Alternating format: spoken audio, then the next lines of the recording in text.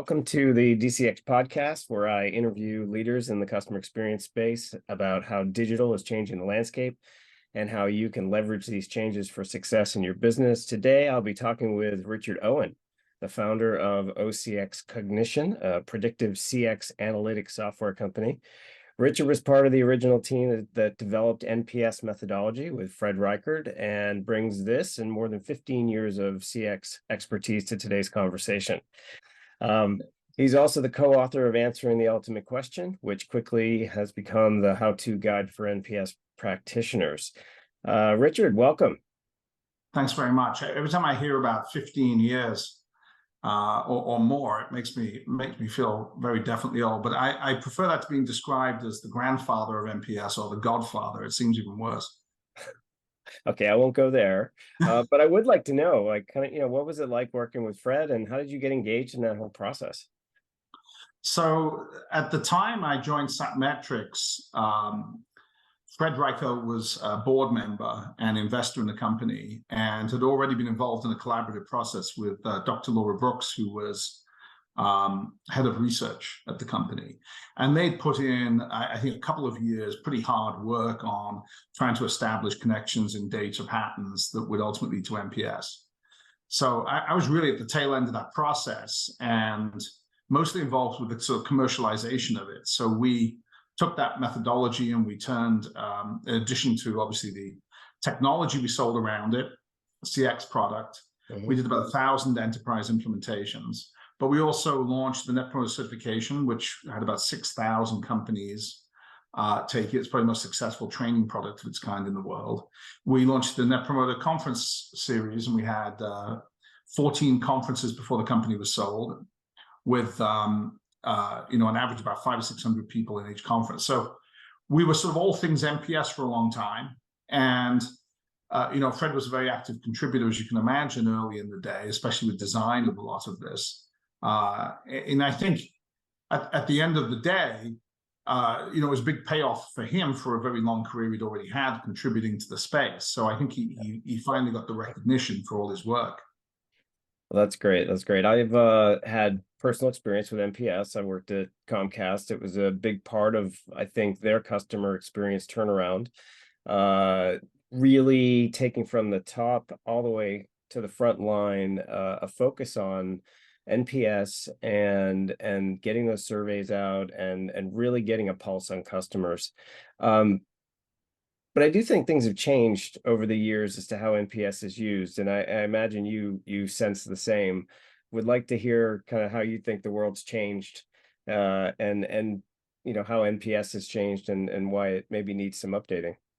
Well, I think we should first of all separate the idea of NPS as a metric from its association with its collection mechanism. So originally NPS, the origin of it as a metric was just looking for a correlation between customer loyalty and financial outcomes.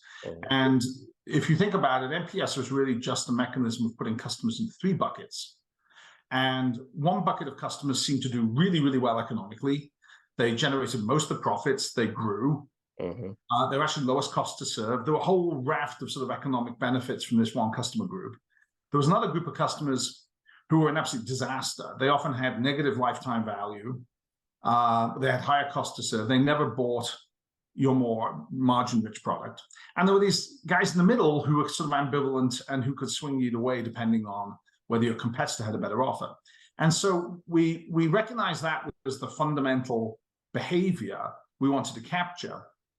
And state-of-the-art technology circa 2001 was, well, go and ask people using surveys. And so there was this, desire to map surveys on, and a 0 to 10 scale just happened to be a convenient fit statistically. I still think fundamentally there's a great elegance to this idea of dividing customers into three groups that behave with different economic patterns. That's a very simple but powerful concept to understand.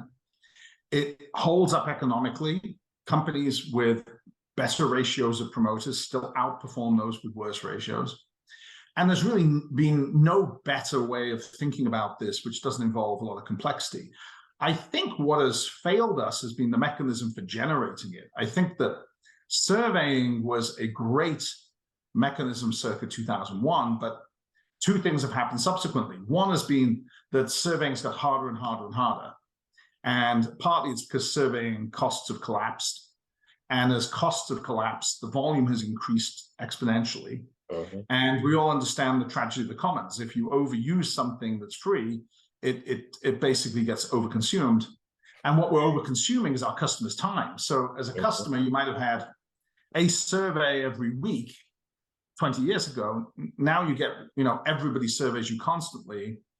And so response rates have naturally fallen. And this is an inevitable trend. There's no going back. We are saturating customers with surveys. The response rates will go down. That will create both a quantitative problem in that you're not getting many responses, but a qualitative problem in that you're now biasing yourself increasingly to a certain group of customers. And so the whole mechanism is kind of collapsing.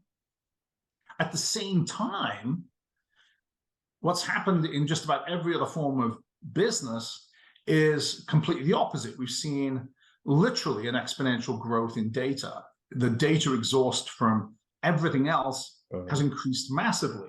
So surveying data going down, getting worse and worse and worse, every other type of data going ballistic. The net effect is if you go into any company today and look at it from a complete data perspective, the CX people coming into the room with the survey data look like they're bringing the buggy whip in from the early part of the last century, right? They're coming and say, oh, well, we managed to get 10% of our customers to fill in a form. And you've got the big data guys coming in saying, well, we've got this data exhaust that captures everything a customer does from the instant they're considered as a prospect all the way through to the consumption of the product. And our biggest problem is figuring out how do we get a head around this massive amount of data. And the survey guys are going, well, response rates dropped from 7 to 5 this year. We're getting less and less. So we're on the wrong side of a mechanical problem in obtaining the data. So my basic thesis has always been, the metric's great, the mechanism is broken. And the data, like you said, the data exhaust is enormous.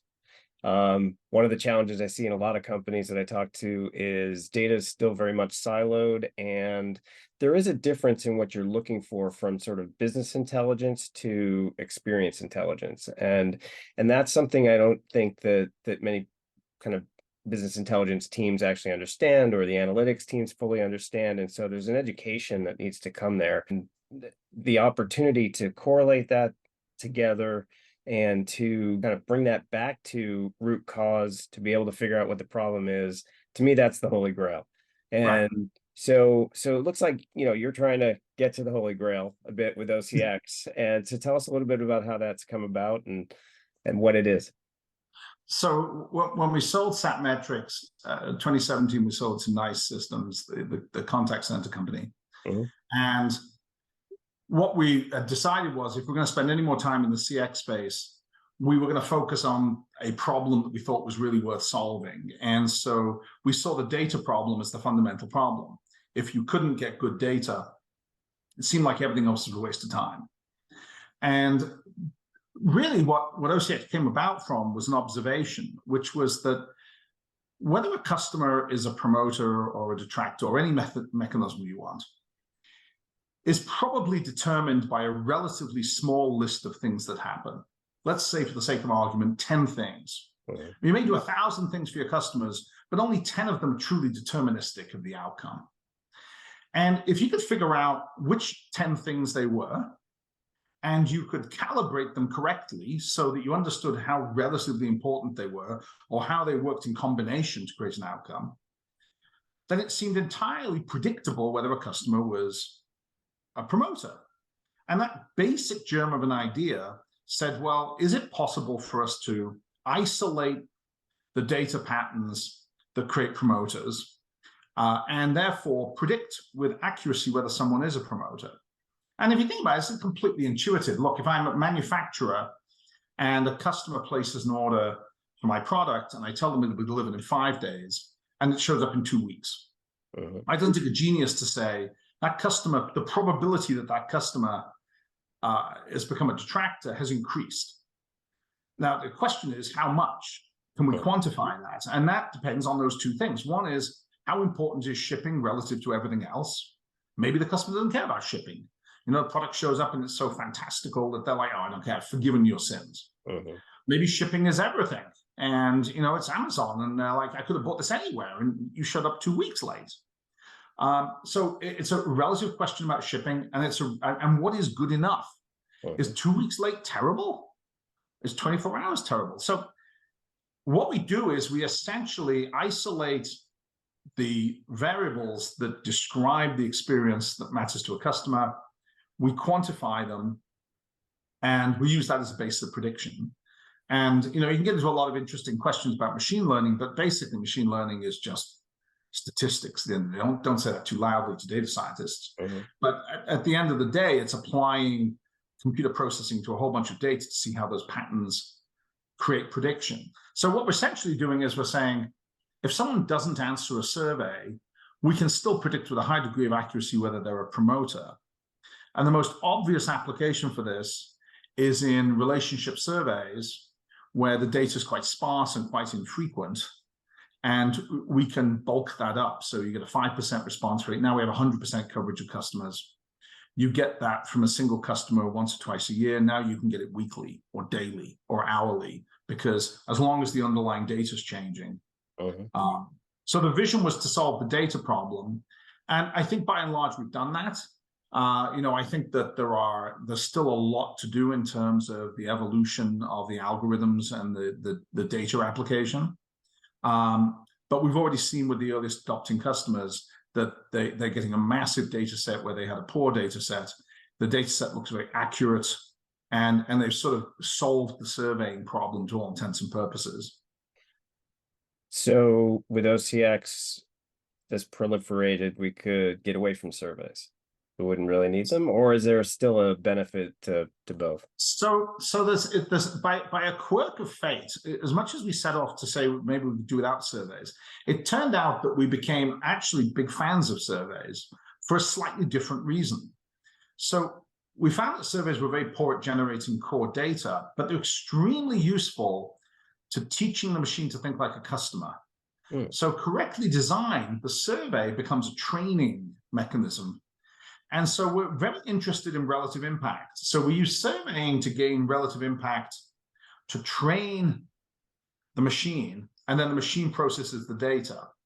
Now, there are different ways to teach the machine to think like a customer, and surveys may not ultimately be the only way. It might not be the most impressive way. But right now, it's a really useful way to train machines. At this point, I often get there's a very odd question I often get asked, but it makes perfect sense, because it seems to people like it's an inconsistency. And they'll say, well, hold on a second, Richard, you're saying that surveys are inherently inaccurate because of very small data sets. But then you're saying use the same survey to train the machine. Aren't you building in that inaccuracy? So essentially, you can't have it both ways. Well, we're lucky in that regard, because customer relative choice, how they evaluate, in our example, shipping versus anything else, is extremely stable and benefits from large numbers across a large survey base. So aggregated, the survey data set, even over several periods, maybe years, is very good at helping us understand how the customer thinks. It's just very poor at saying how any individual customer thinks on any individual day. So we're using surveys for what they're really good at, which is sort of researching relative impact, and we're ignoring them for what they're really bad at, which is telling us exactly what any given customer on a given day thinks. So in the practical implementation of OCX, in, let's say, supporting a business that does e-commerce and has call centers, I want to reduce calls, how do I get from this to using the data to help CX professionals make decisions and quantify those decisions either in real time or near real time? Right. The answer is methodically. So most companies are quite rightly very nervous about data engineering problems. So if you step through the door and say to a company, hand me all your data and I'll solve all your problems, it's like highway robbers in old England, right? Your data or your life. I think that most people look like they've been held up in highway robbery, right? Where we can't get IT resources, we can't get all these data sets, integration would be a nightmare. And so to deal with the real world problem that data is imperfect, badly organized, we do two fundamental tricks, and they're both compromises, but they're compromises that don't fundamentally lose the momentum of the idea, but make things practical. The first compromise is, within every industry, we force all the data into a single organizational framework. So if you're in the cable industry, so telecommunications industry, we say, here's a framework for the telecommunications industry. And you, Comcast, may think you're different than everyone else in the telecommunications industry, but we're going to persuade you to adopt this framework for organizing data for two very good reasons. One, we've already sort of pre-coded it, so we've solved a lot of problems that you don't want to have to solve again, algorithmically.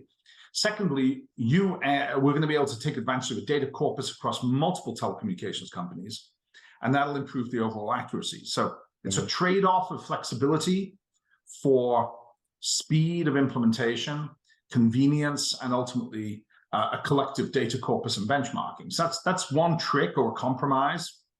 The second major compromise is we want to build these data assets methodically over time. So we're not going to start with everything, and we're not going to start with everything being automated. We're going to start with a subset of data, minimum viable, and then we're going to expand it across the rest of the customer journey chain over time. Now, there's obviously a price to be paid for that in two ways. The less data you start with does affect accuracy to some degree, but not as much as you might think. As long as we get the most critical elements, we're still going to have decent accuracy. What it tends to affect more is attribution, because if I'm not collecting, let's say, marketing data, then I can't accurately attribute failure to marketing or success to marketing. So I narrow my breadth of insight if I don't get all this data in. And what we found for most customers is, this is just a real world practical approach. Start relatively small, make it work, start to develop it at scale, add more over time. And by the way, I think this is the future of all data engineering. I think any company today that wants to build data assets has to recognize that it's on a multi-year, maybe never-ending path to build more and more data assets. And the goal is to sweat the assets you have en route to nirvana. I mean, anyone who comes in and says, you know what, we solved this, we're going to build this great big snowflake application in the cloud, and everything's going to go into it, it's going to be perfectly organized, just you wait. You know, it's absolutely never going to happen, right? It's never going to achieve that. You know, you're really in a race to the starting line. And to some extent, we've got to take that approach if we're going to be practical.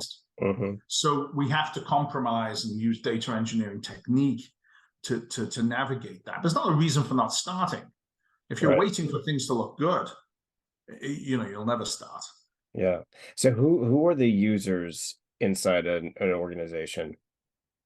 So that's a great question. So we really see two predominant audiences, and it aligns to a large degree with what CX has traditionally served. And I have to say, most of our work is business to business. So fair disclosure, we're really spending time on that space mostly. So the two major audiences, first of all, are an executive team. And the executive team, as it's always been in CX, basically want two or three questions answered. Are we any good? Right? They want to know where they are. And what can we do to improve? And we can answer that question obviously a lot better, because we can now say, here's your entire customer base, your entire account base if it's B2B, and here's where you're red, here's where you're amber, here's where you're green. But we can also now attribute that to the operational data elements that drive it. So if you want to run the company to create promoters, you need to ship product in 2 days, very specifically. 3 days is too slow, 1 day is unnecessary. You need to have a 80% first-time call resolution. I'm making this up as I go along. So we want to design a sort of highly calibrated customer scorecard across multiple functions that is both the correct measures and the right calibration for the measures. And that's what the executive staff wants. They want a formula, a recipe. If we do these 10 things right, and right means this, we're going to have great outcomes. And then they can assign that to the organization. They can hold people accountable. So NPS is an outcome from it, but this is the real metrics used to run the company. They're operating metrics, how we manufacture, how we service, etc. So that's one audience. The other audience, not surprisingly, and it's a tougher nut to crack, I think, in CX, has always been the front line. And I'm particularly interested with sales teams, or let me put it this way, teams that are accountable for the financials of the customer. In some companies, that might show up as customer success in SaaS. It's often account management in non-SaaS businesses. But there's always somebody who's on the hook to have that customer renew or upsell. Mm-hmm. And what we want to do is we want to give them a useful tool. We're not saying, by the way, and I don't think it's true, that the magic predictive engine in the sky is right and you are wrong. We say, we're telling you your customer is a detractor. You may think they're perfectly happy, but you're wrong. The machine says they're a detractor. That's not our intent. What we recognize is that for most companies today, it's pure guesswork and human judgment if you were to ask a sales team or an account manager whether or not the account is in good health. Yeah. And that guesswork is highly biased. It's who they speak to, how they interpret it, whether they're told the truth, might be the wrong people. Mm-hmm. What we're trying to do is give them an objective data source. And the data source basically tells them this: if your customer behaves rationally and logically the way other customers have demonstrated behavior, given the experience they've had, they would be a promoter or they would be a detractor. Now take that piece of information and use that to refine your own judgment. Go off and improve your decision-making. And there's a great piece of research being done at MIT around how collaboration between augmentation of human decision-making with data results in much better decisions and better than machines on their own or humans on their own. So, sounds like a pitch for a big science fiction series, but what we're really saying is augment human decision-making with data and you'll get better decisions. So we want to put these customer-facing teams on a similar page in terms of understanding the health of the customer, whether they're in tech support or customer success or sales or marketing. I want to put them on a single page. And we want to give them data that hopefully enables them to make better decision-making. We want that data to be for every account. No, we want data that's very current. If we can give people that data and it's accurate, I believe it will change their perspectives and their behavior, and they will make better decisions, and better decisions will improve the outcomes companies are going to get. So those are the two big audiences. And how is the selling and implementation process at the moment? You say you start small, but like who defines the use cases? How is that coming together with your sales team? Yeah, well, so I think like every business, right? We're a relatively early stage company. We've been in business for 2 years. And so this is evolving very rapidly. Mm-hmm. I think that every time we go through a customer implementation, we're learning something new and we are revising it. I think what we have discovered now is a very good process that has worked reliably for us in terms of data engineering, design of use cases. What we are finding is the customers who are now the most mature, I mean, the platform's been shipping for just over a year, the more mature customers are now challenging us in terms of questions which we probably didn't anticipate, to be honest, when we started. If you've got 100 times more data, do you use it the same way? Mm-hmm. I mean, almost everyone in CX data universe is living in a world of scarcity, right? I have relationship data once or twice a year, 10% of my accounts. What happens if you have it every week on 100% of your accounts? The type of analysis you want to run, the way in which you want to use that data, the way that data is going to flow around the company, the way salespeople are going to use it. Here's a very simple example. Early on, one of the things that worried us a lot was it proved very volatile. So what if the algorithm said, this week your customers changed from a passive to a detractor? And the salespeople go, oh my God, let's run off and do something about it. But wait a second. We've got a new piece of data coming in. They're back to a passive. Mm-hmm. Oh, okay, that's a relief. Okay. Oh, no, there's a new piece of data again. Detractor again, right? So you don't want to create a highly volatile system now you've moved off this very, very inflexible set. And so these are problems that you never would have faced in the past because you don't have data. Right. And that changes your idea of use cases. It changes your idea of how people should process this information, how you want people to respond, how you want executive teams to think about CX. You have to think of everything in probabilistic terms. Okay. And early on, that was hard for people to get their head around because they were interpreting CX data very literally. Right. And then they're saying, what do I do about this? Right. What do I do about it? What action do I know someone's a detractor because they filled in a survey saying, I'm a detractor. Right. Now you're telling me they're very probabilistically a detractor? What do I do with that? Mm-hmm. Actually, the two data points aren't that different. I mean, a survey is essentially an estimate anyway. Mm-hmm. We're still just using probabilities, but it's not what we're used to. So we're educating management teams on how to think about predictive data sets. Can you predict behavior? What we can predict is we can predict whether somebody is a promoter, and therefore we have a very good idea of how they will behave based on that. Okay. We can predict churn, for example, which is an interesting problem because being a promoter doesn't necessarily mean somebody doesn't churn. There are other variables that connect loyalty to churn. The two aren't synonymous. Contractual stickiness, there's a whole variety of things. Oh. So we can make connections like that.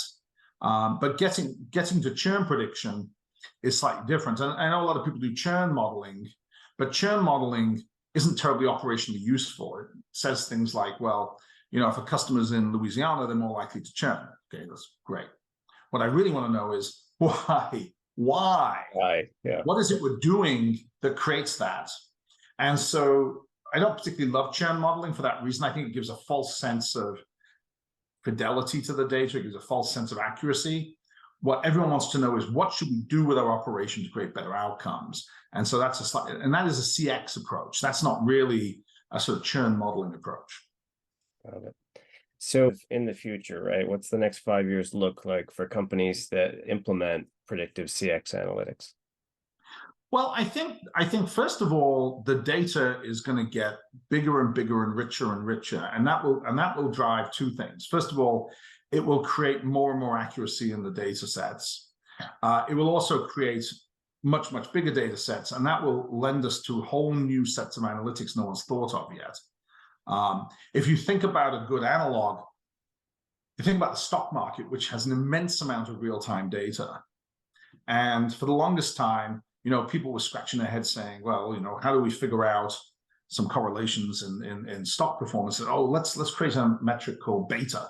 You know, let's look at the beta of a stock or the alpha of a stock. Oh, these are really useful metrics. Now all of a sudden we have analytics that, to some extent, provide an insight into the behavior of a stock, abstracted from that pure random noise that occurs every single day. So I think there were going to be much more rich analytics. The second point I would say is that analytics are going to be integrated across all of these different capabilities within the business. So marketing data, sales data, support data is going to be joined together with CX data so companies can answer much more interesting questions. And I think that's going to sort of unlock a lot more creativity for analysts to be able to solve more interesting problems that were just impossible in the past because the data simply didn't exist. But I would say the most profound impact is going to be on the way in which frontline people do their jobs.